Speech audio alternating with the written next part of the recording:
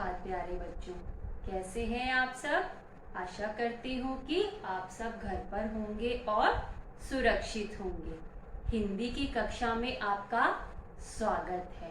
बच्चों, आज हम आपकी हिंदी की पाठ्य पुस्तक का पाठ 2 और इस पाठ का क्या नाम है, मेरी कहानी के प्रश्न उत्तर करेंगे। और प्रश्न उत्तर करने से पहले हम क्या करेंगे कि इस पाठ की क्या कहानी है उसको एक बारी रिवाइज कर लेते हैं। और ये कहानी किसके बारे में है, रेलगाड़ी के बारे में है कि उसका आविष्कार कैसे हुआ। एक अंग्रेज बालक था जिसका नाम क्या था, जेम्स था। एक दिन जेम्स चाय बनाने के लिए आग पर उसने क्या रखा, पतीला रखा और पतीले में पानी डाला। पानी डालने के बाद उसने उसको ढक दिया।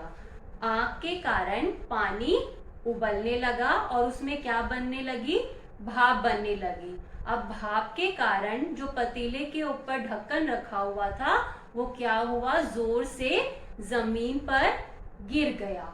अब इससे जेम्स को क्या बात पता चली कि भाप में शक्ति होती है।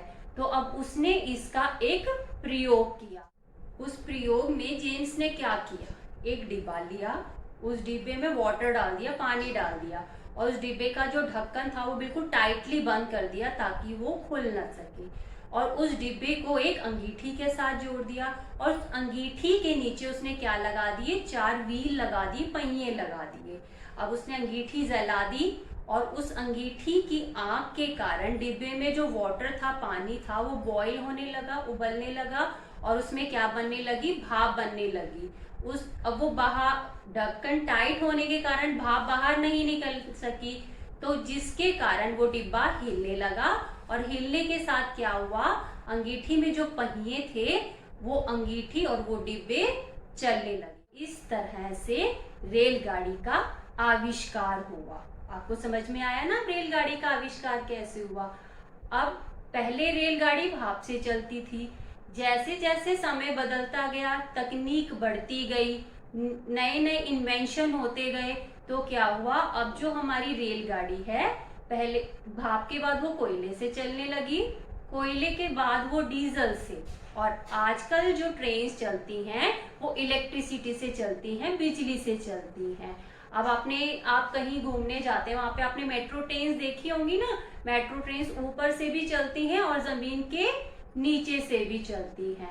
और अब रेलगाड़ी है वो डिफरेंट यूज करते हैं हम उसके, जब उसमें पैसेंजर जाते हैं, जब उसमें यात्री जाते हैं तो वो पैसेंजर ट्रेन होती है, यानी वो सवारी गाड़ी होती है। जब उसी रेलगाड़ी में हम क्या करते हैं, माल को ले जाते हैं, यानी गुड्स को ले जाते हैं, तो वो क्या हो जाती है, मालगाड़ी हो जाती है। चलो बच्चों, आपको कहानी अच्छे से समझ में आ गई होगी।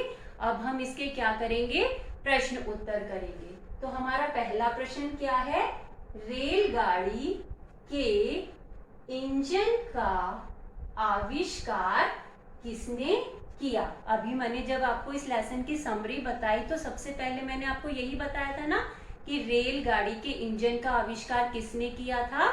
तो बच्चों इसका उत्तर देखो, रेलगाड़ी के इंजन का आविष्कार जेम्स ने किया था, यानी जिसने रेलगाड़ी के इंजन का आविष्कार किया था उस बच्चे का क्या नाम था, जेम्स था। ना आया समझ में। अब देखते हैं नेक्स्ट क्वेश्चन हमारा क्या है, भाप में बहुत शक्ति है। ये आपका एक छोटा सा सेंटेंस है कि भाप में बहुत शक्ति है।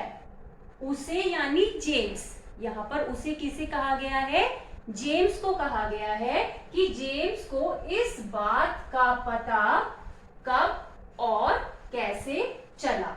अब जेम्स को ये बात कैसे पता चली कि भाप में शक्ति होती है, तो आओ इसका क्या देखें, उत्तर देखें क्या है। जब पतीले का ढक्कन पानी उबलने के कारण नीचे गिर गया तो उसे भाप की शक्ति का पता चला।